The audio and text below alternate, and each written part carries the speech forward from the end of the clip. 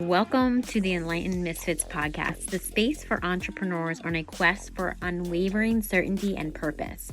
I'm your host, Lauren, and each episode is a compass guiding you through authentic conversations, unraveling the mysteries of your human design chart, and offering tools from the remarkable guest.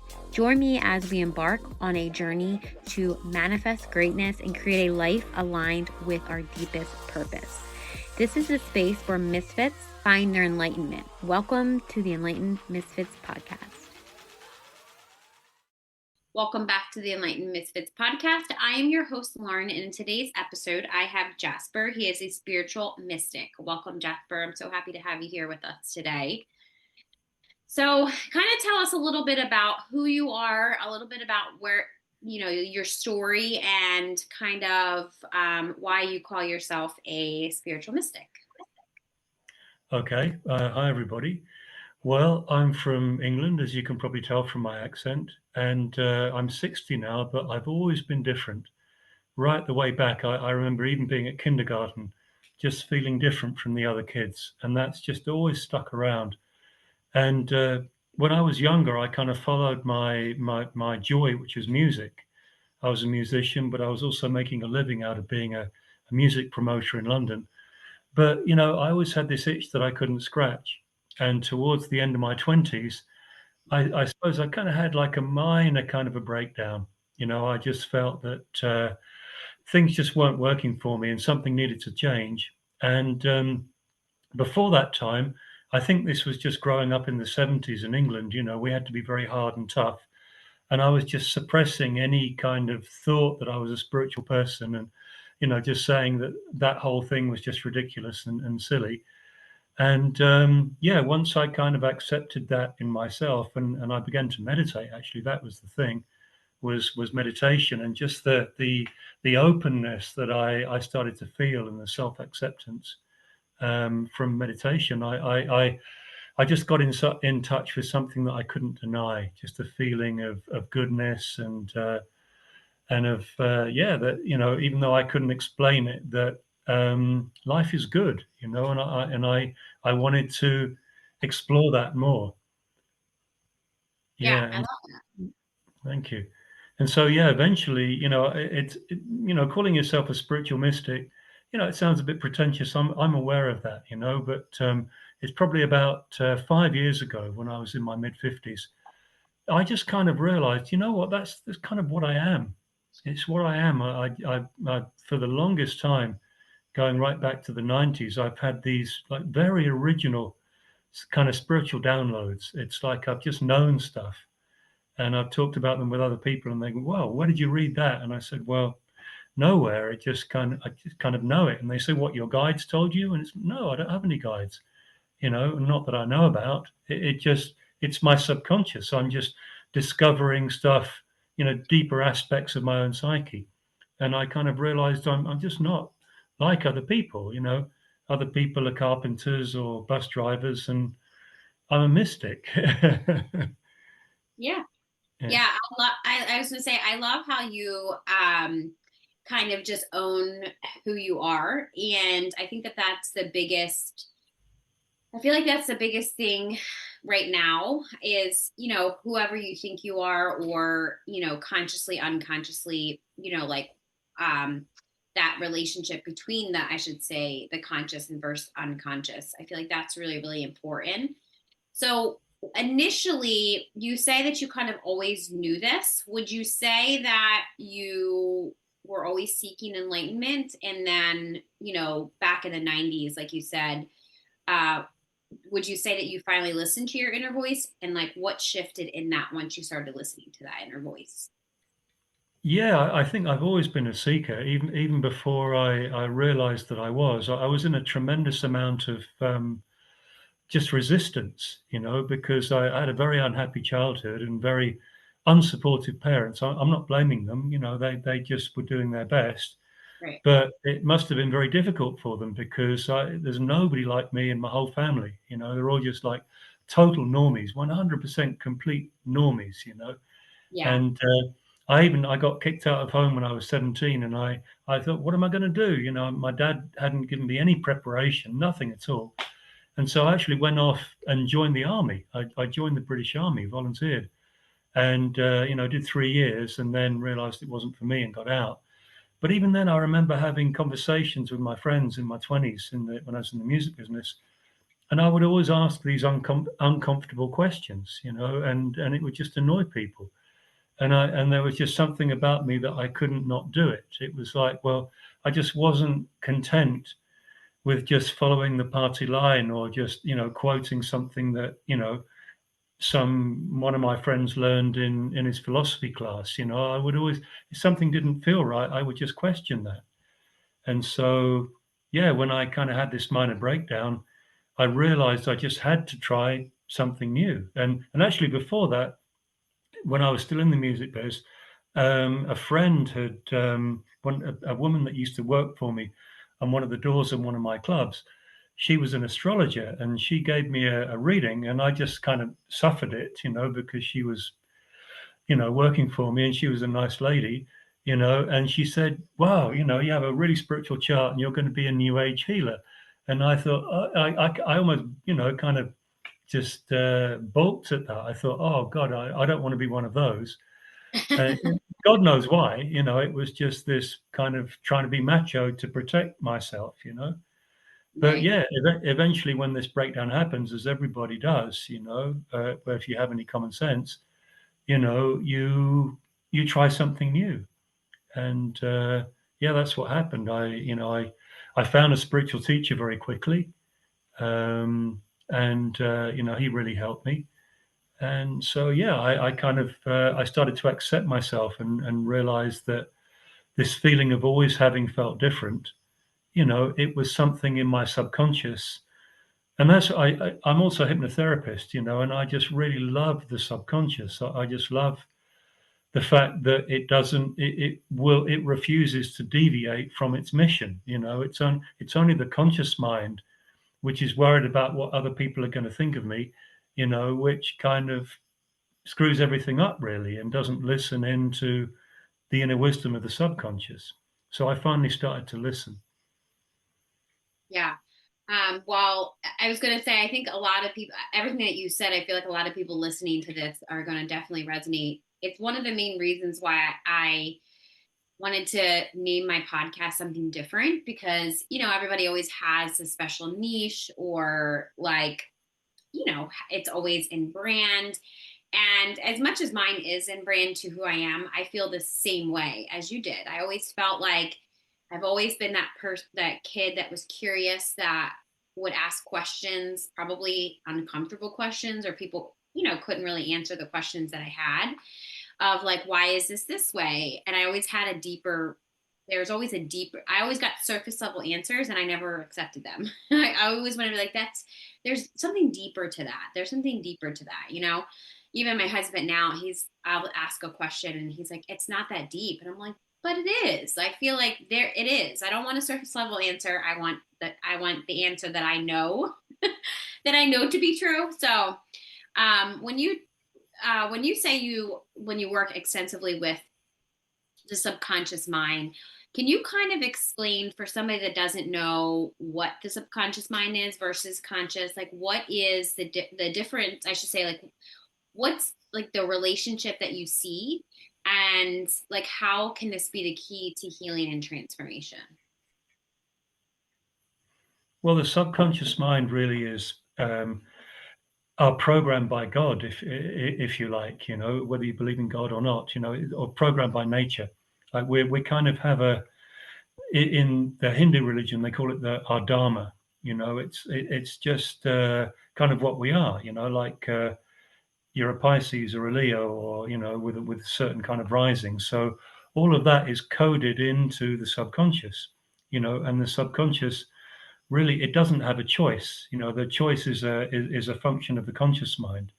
So the subconscious mind, it basically, in addition to having our program, our purpose encoded into it, it also is able to learn experience, and to reproduce experience as habit. And so that's really useful when, like learning a language as a child. We learn that language because we're constantly, reminded of the new words by our parents. And then, reading and writing, arithmetic, eventually learning to drive. All of these things are habits. They're habits which are learned and reproduced without even thinking about it by the subconscious. But the subconscious also, learns bad habits, learns, I'm not good enough, and money doesn't grow on trees, and nobody's going to like me if I say this or that. So we learn this really early on, before about the age of 6.5 or 7. And the reason for that is, about that age, our conscious mind, the choosing, rational, discerning mind, then it sort of comes fully online. And the function of the conscious mind is, as I say, it's the part of our mind that has a choice. So, prior to the age of 6.5 or 7, if we're told that Santa Claus is going to come down the chimney, we don't have a discerning, rational mind that says, "Oh, I don't know about that. That's maybe that's not right." We're just coming from it's like the emotional mind. That's exciting. That sounds good, and we just believe it. So, in the same way as we just believe in Santa Claus without even thinking about it, if mum comes home and she's had a bad day, and she snaps at us, we don't understand that she's had a bad day. We feel hurt. And if that happens again and again, we start to get a little kind of tensed up on the inside, and we start to develop our own inner dialogue as well. We start to copy mum's voice in our own head, and start being hard on ourselves.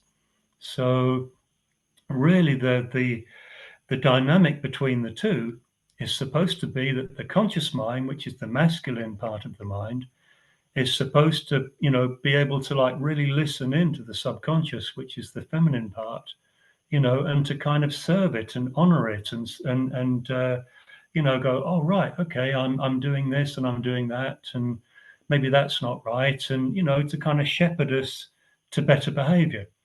But unfortunately, what happens is that the conscious mind, it treats the subconscious mind like an extension of itself. And so, forgive me if you use this terminology, but for me, self-sabotage, I really don't like that expression, because the subconscious mind, it's never sabotaging you, quotes. It never does that. It's always trying to help us, even if we're doing really stupid things like overeating, or cutting ourselves even. The subconscious is using that behavior to try to, it's like a coping mechanism. But the conscious mind, it just seems absurd that we would cut ourselves, or constantly overeat, or be bulimic or something like that. And so the conscious mind interprets that behavior as self-sabotage. And so this is really where the big problem happens. There's a big schism, a big split between the conscious mind and the subconscious. Mainly, but it's not the fault of the subconscious, because that doesn't have a choice. It's the fault comes from the conscious mind in kind of expecting the subconscious to be other than it is. So really, the purpose of the conscious mind is, like Jesus taught us, is to be loving and kind, and unjudgmental, and to try to understand and to support the subconscious, and to shepherd it in the right way, rather than always like judging ourselves and trying to fix ourselves and all of this kind of stuff. Hey there, I just wanted to take a quick moment to share with all of you spiritual rebels and fempreneurs. If you've been craving a space where you can build wealth, heal trauma, and rise alongside like-minded women, I got something for you to hear about. I'm excited to invite you into the Enlightened Misfits Sisterhood. This is a low-cost, high-impact group membership designed exclusively for spiritual fempreneurs who know they need accountability and support to create sustainable wealth, but aren't ready to dive into a one-on-one mentorship. In this membership, you'll get monthly calls, rituals, healing sessions, and workshops to break through your self-doubt and build confidence so that you can consistently sell your offers and make money. This is also a collaborative private Facebook community where you make lifelong connections with other women who are just as serious as hitting their goals. And my personal guidance as your intuitive human design business guide and trauma healer, ensuring you stay aligned and on track with your business goals. Plus, you'll get free access to all my paid workshops and masterclasses, along with exclusive VIP pricing for my one-on-one Voxer membership. This membership is all about helping you heal the sabotaging behaviors blocking your abundance and using your human design to create a business that feels amazing to run. Imagine waking up excited to serve your clients and knowing that you have the exact support you need to hit every single one of your business goals every single month. So if you're ready to rise and build wealth with a sisterhood of spiritual misfits, make sure you click the registration link in the description box. Right now, the investment is just $88 a month, but the price will increase to $197 a month. Join today to unlock exclusive rates and get access to next month's kickoff call. Let's get back to today's episode, but remember, your next level is just one decision away. Join the sisterhood and let's rise together. Yeah, I do love that you said about this self-sabotage, because I feel like that is probably a very controversial topic, I guess. Some people will, heavily disagree. I mean, I definitely see the perspective that you are saying, how the subconscious mind versus the conscious mind, it's not like you're self-sabotaging. But I feel like with the society, it's so normal to hear, self-sabotage, self this, self that, self-love, all that stuff. And I feel like that is very, I should say, enlightening to hear that, somebody else understands it to a deeper level than I do. Cause I always feel like I never really, when people said, oh, you're just self-sabotaging, I'm like, I don't understand that. That doesn't make any sense to me. Cause why would my subconscious versus conscious do that? So I love that you spoke about that, because that is very true. It's why would our subconscious do that? It's not doing it intentionally. It has one job. They each have one job. They're supposed to work together, but sometimes it does, it doesn't happen that way. Just like normal life. Okay. So let's kind of talk about, I know that I jumped all around, and before we started recording, I said that we would talk about numerology. So we're going to talk about numerology now. I think you're the first person on the podcast that will speak about numerology. So can you kind of tell us about what numerology is, and how did you come about numerology when you first came about it? Well, I like to think of numerology as the feminine side of numbers. I think I'm the only numerologist that kind of has that take on things. But when I explain it, people generally understand my drift. So by the feminine side of numbers, I just want to, your listeners, I'm sure, are aware of the concepts of yang and yin, of like the yin yang symbol. And so yang is kind of, we could say, the divine masculine, and yin is the divine feminine. And so really everything in existence has a yang side and a yin side, night and day, up and down. So, and it's the same with numbers. And before I discovered numerology, I really had a problem with numbers. I was terrible at mathematics. I can't remember the technical term, but I had a number dyslexia at school. I was a pretty smart kid, but I did terrible at mathematics, because I would just get one silly mistake in the calculation, and it would screw everything up. So, numbers was never my strong suit. I was always coming from the creative side, from music. But I was just, in the same time that I was going through my shift, local radio was on in London, and there was a lady who was just plugging her book on numerology. And I thought, oh, this sounds interesting, because all of a sudden I was open to new stuff.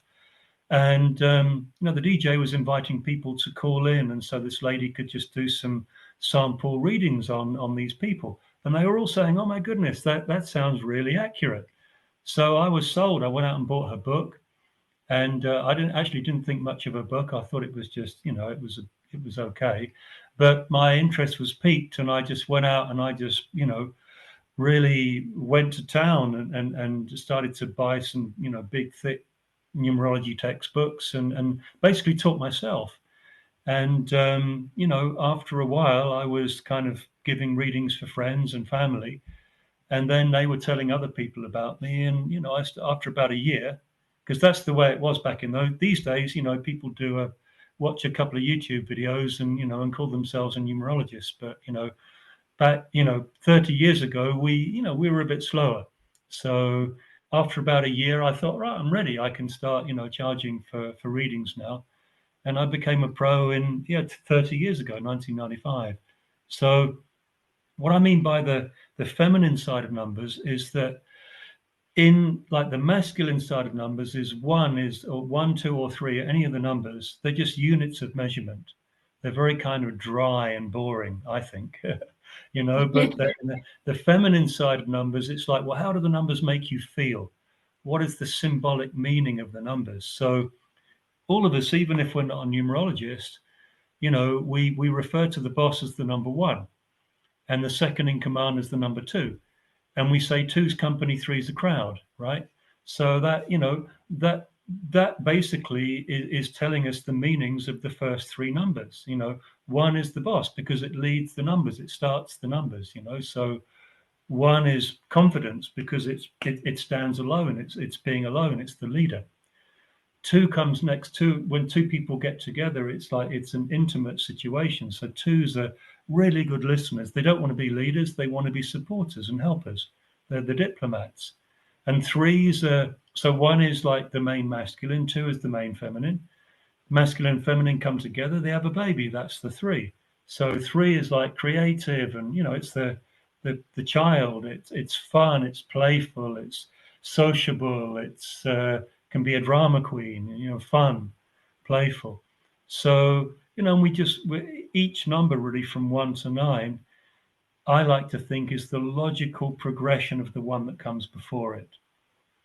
So I won't go all the way through the numbers unless you want me to, but you know, I kind of think that if so, three is like the child, and it's just play and fun, and the paints are out, and all the toys are everywhere, and then eventually the mess needs to be cleaned up, and that's the four. Four is discipline and structure and organization.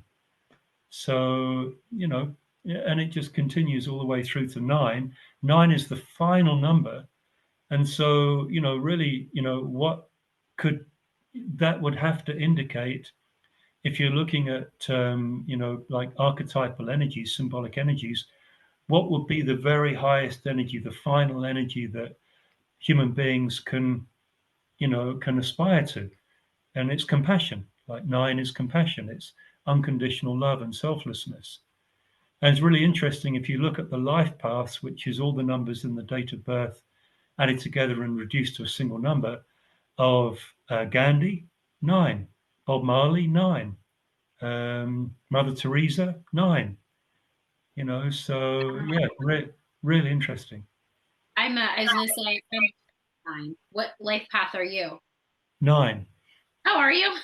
Yeah.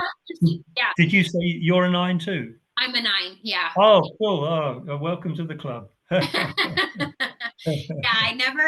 I was gonna say I'm really intrigued with humanism, uh numerology and all of, like, astrology. I've always really been, I just kind of got into numerology. My husband's really into numerology. He would tell me stuff and I'm like, I love the way that you said about 1, 2, 3. I feel like that somebody that has no idea about numerology or even numbers, I do know that a lot of people will message me and be like, I keep seeing this number. And I'm like, oh, okay, cool. Like, and they're like, what does it mean? I'm like, what are you thinking about when you see it? That's like literally the only thing that I can say. I mean, I've been seeing the number. I see numbers all the time, but I specifically ask a question, and then I usually see a number slightly after it. And it's like, it's just like, numbers are everywhere. And I feel like until you're kind of awake or aware of it, you don't necessarily see it. I feel like I've seen numbers, my whole life. Now, granted, it's been 7 years since I started to put it together, but before that, I would always just think it was normal. I'm like, oh, you guys don't see repeating numbers? Like when people would say stuff to me, I'd be like, oh, I've always seen that. So it's just became a little bit normal to me. Then kind of getting into, oh, this is actually how I can get confirmation or messages or whatever. So I really do love that way that you put it that way, because I feel like people that don't remember what number one means or number two or three and they're putting it together, I feel like that could be something, I always look at five as like change. What would you say 5, 6, and 7 or 8 are? Could you go through those? Yeah, well, absolutely. Well, as I said, just in my understanding, um, the numbers from 1 to 9, these are the main numbers. Mhm. Each of them is a logical progression on the last one. So just going back to number 1, it's really great being independent and being in that masculine side and being strong and not needing anybody. But Right. eventually, you might need some help. You might need to just get up on a ladder and paint the very top of the wall, but you need somebody to hold the ladder for you. Something like that. So that's where the one eventually, we just need some help. So that's where the 2 comes in. So then, as I said, then we move on to the 3, which is the two people. If you're sitting at a table full of a whole bunch of people, the number 2 person is not the one that's having conversations across the table. The 2 person is always going to seek intimacy. So they'll be the one that tries to find somebody that they can have a more intimate discussion with, and then they're going to feel good. But the 3 person, they're like the kid and they're just having conversations with somebody on the opposite side of the table. That's, all of that. So as I say, so 4 comes next, the logical progression after all the creativity and the fun and the spontaneity of the 3 is, well, we have to have some order, some discipline and structure. And that can only last so long. And then you need expansion, you need change, because too much 4, everything just becomes too rigid. So Yeah. yeah, you're right. 5 is change. So 1 is the sun, 2 is the moon, 3 is the earth, 4 is Mars, and 5 is Mercury, the messenger planet. Mm. So yes, 5 is change, it's communication. 5 rules the throat center. And then Oh, we can only have so much change and whizzing around and, wow, this is great. I'm traveling to all these different countries and having so much fun. And eventually we just feel the need to kind of settle down and create community and family. And that's 6. So 6 is family. 6 is the classic mum or the classic dad or the classic doctor or the social worker or friend. So 6 is Venus. Okay. So then we again, we can only have, that's not the end of the human experience. We could say that maybe after the kids are grown up and left home, it's like the parents have maybe more time to start discovering the deeper mysteries in life, and that's 7. So 7 is wisdom, it's understanding, and not all 7 people are kind of mystical people. Some of them are lawyers or teachers or accountants, but eventually most 7s, they start to, want to ask some of the deeper questions. So that's the 7. 7 people are often kind of loners, because they're more serious kinds of people. And then the 8, eight's a very interesting number. It's so 7 is Pluto, and then 8 is Saturn. So Saturn is like it rules the bones in the body. It's the most dense energy in our solar system. Saturn is the Lord of the Rings in the story. So when we start to worship the energy of Saturn to the exclusion of everything else, the bones of everything just becomes too materialistic, and it's time and money, and Saturn becomes Satan or Sauron. So Saturn is known as the money number in this very materialistic world that we live in, but it's much more than that. Saturn is really supposed to be. It takes the wisdom of the 7 but the 7 can sometimes be maybe a little bit theoretical or spiritual. But the 8 kind of has that wisdom and is able to apply it in a sort of material way. So, in the best case scenario, in a more enlightened world, the 8s would be running the big works, the waterworks, and the politics and all of that. And, they'd be very wealth orientated kinds of people and want to have good lives for themselves. But they would also make sure that the workers and everybody else were benefiting too. So I think that, with a superficial understanding of numerology, people just think of 8 as the money number. And like I say, it's much more than that. These are the managers of humanity, ensuring that we're all doing well and nobody's poor. Yeah. And then the final number, it even moves on from this, managing the works and everything. And it's like, wow, it's just kind of total unconditional love, best case scenario which is the 9. It's like, wow, I just kind of have this vision of even moving beyond an economy. Wouldn't it be just nice if we didn't even have to, charge for stuff and we could all just be doing what we love? That's the vision, the goal of the 9. And from most people it's unrealistic, but 9s, hopefully we can still bring some of this desire for a better world and to keep holding that, that goal, that goodness that we bring to life. Yeah.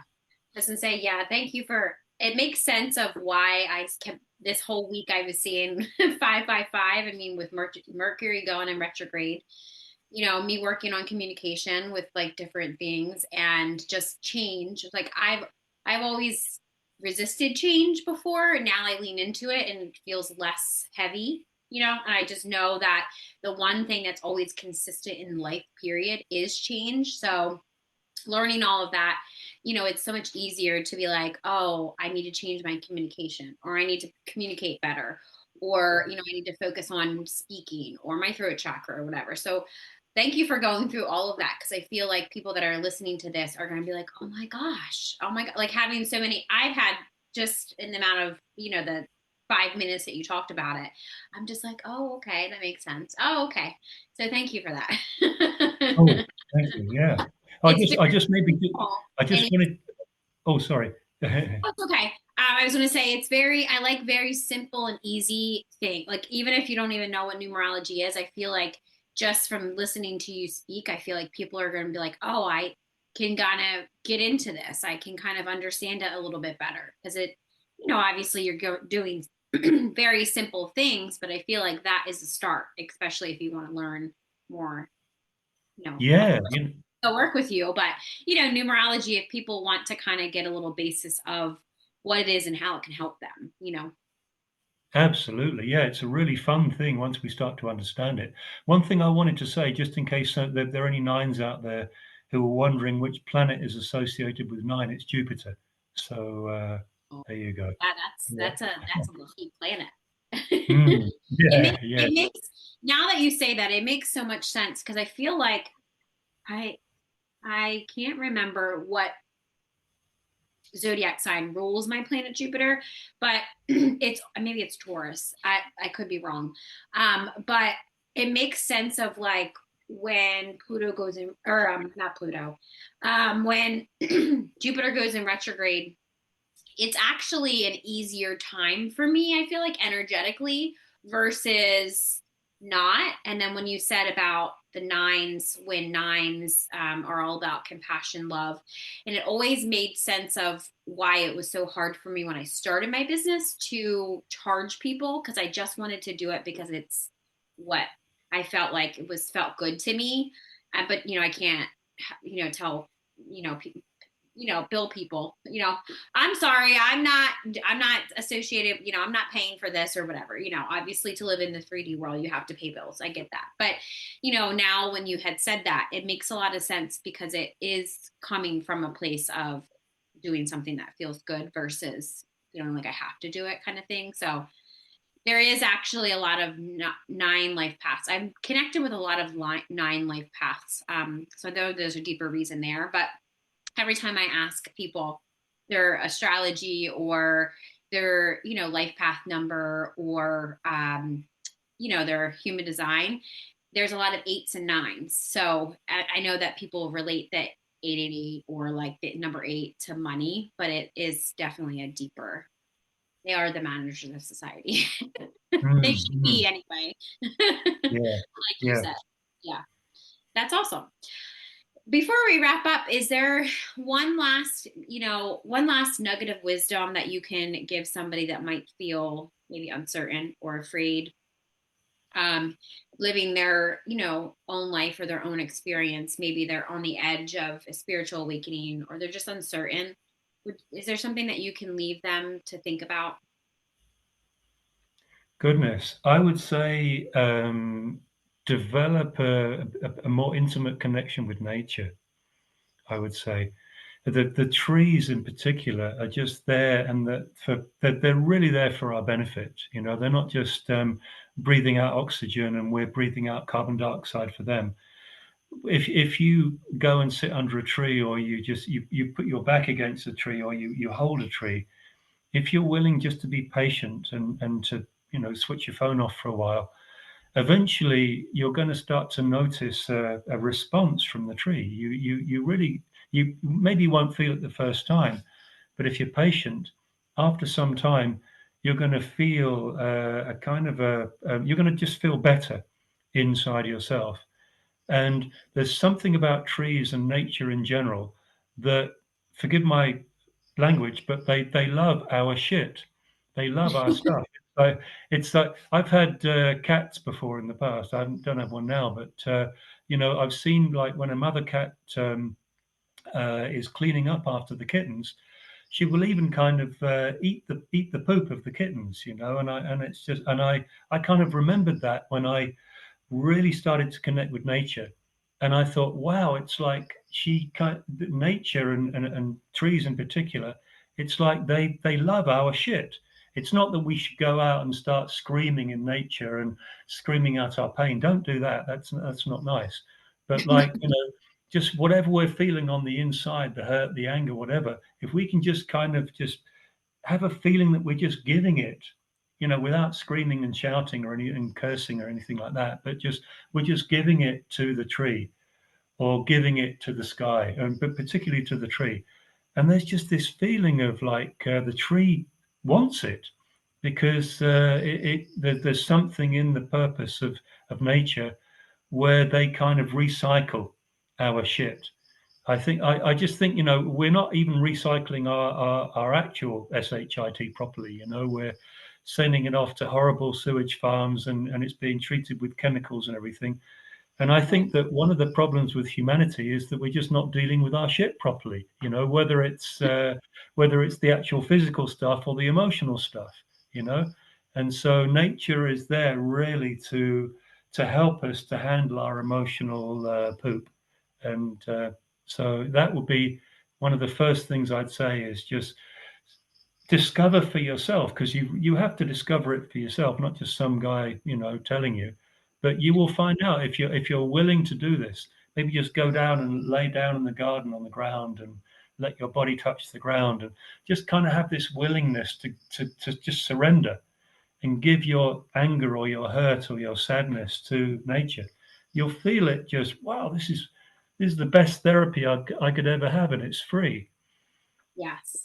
Yeah, I got body chills when you said that, because that's another reminder because they say, like, go hug a tree, walk in nature, ground, because I feel like even during the shamanic path, because I'm a shamanic practitioner, so it's like I sometimes consciously forget, oh, I can just give this back to Mother Earth, walking of, like, or talking or just sitting in the, you know, grass or wherever. And I just feel like listening to the wind, the wind helps too. All of the elements I feel like help, the rain, I feel like all of the elements, I feel like that's a huge reminder that, we are very connected with nature. And I feel like often people forget about that. Because like if they don't believe you, like, oh, I'm not connected. And I'm like, go sit outside for a little bit and see how you feel after. And nobody ever tells me they feel more angry, like, or more sad. It's like there's always this sense of like, I feel calm, or, well, what do you think happened? It's not magic. It's just, what happens. It's just, nature's here to help us. Cause like you said, that we're all connected. And basically go hug more trees. That's basically what he's saying. Mhm. You'll feel better if you hug more trees. Well, thank you so much for joining us on today's episode on the Enlightened Misfits podcast. If you enjoyed today's episode, don't forget to subscribe, leave a review, and I'll make sure Jasper's all of his, if you're watching this on YouTube or listening to the audio, I'll make sure all of his links to connect with him are below. Stay tuned for more captivating conversations in the future. I hope you have an amazing rest of your week, and I will see you next week.